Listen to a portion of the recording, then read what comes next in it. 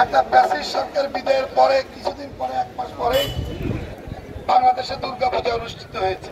সেই দুর্গাপূজায় আমাদের জামাত ইসলাম, বিএনপি, তারপরে যতগুলো সংগঠন বাংলাদেশে আছে সকল জনতা এবং সংগঠনের সকল ব্যক্তিরা এই পূজা উৎসবে হিন্দুদের এই পূজায় কখনো বাধা প্রদান করেনি এবং পূজা যেন কোনো বিশৃঙ্খলতা সৃষ্টি না হয় সে ব্যাপারে সবসময় সবাই সজাগ ছিল, রাত দিন পাহারা দিয়েছে। সুতরাং আজকে একটি ইসকন কি করছে, ওনার বিরুদ্ধে রাষ্ট্রদ্রোহ মামলার কারণটা হলো জাতীয় পতাকা, আমাদের যে প্রতীক, আমাদের জাতীয় পতাকা, সেই জাতীয় পতাকাকে অবমাননা করা হয়েছে।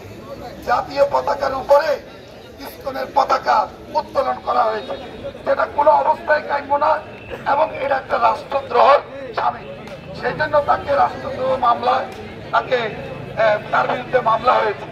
মামলা হওয়ার পরে সে যখন দেশ ত্যাগ করার জন্য ঢাকা শাহজালাল আন্তর্জাতিক বিমানবন্দরে যখন গিয়েছে সেখান থেকে তাকে সরকারের গোয়েন্দা সংস্থা তাকে গ্রেফতার করেছে।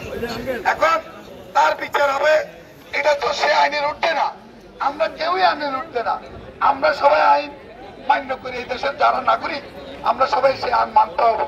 সুতরাং সে তাকে গ্রেফতার করার পরে তার পক্ষে যথাযথভাবে আইনজীবীরা জামিন চেয়েছে, কিন্তু কিছু সংখ্যক উগ্রবাদী হিন্দু জনতা সেখানে একত্রিত হয়ে সেখানে কোর্টের সামনে তারা মাটিতে শুয়ে গেছে এবং গত পরশু আপনারা জানেন সারা দেশে তারা মিছিল করেছে।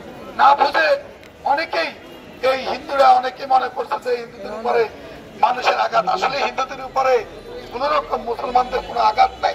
আমরা কোনো সাম্প্রদায়িক বিভেদ চাই না, আমরা চাই এই দেশে হিন্দুরা মুসলমান সহ অবস্থান করবে।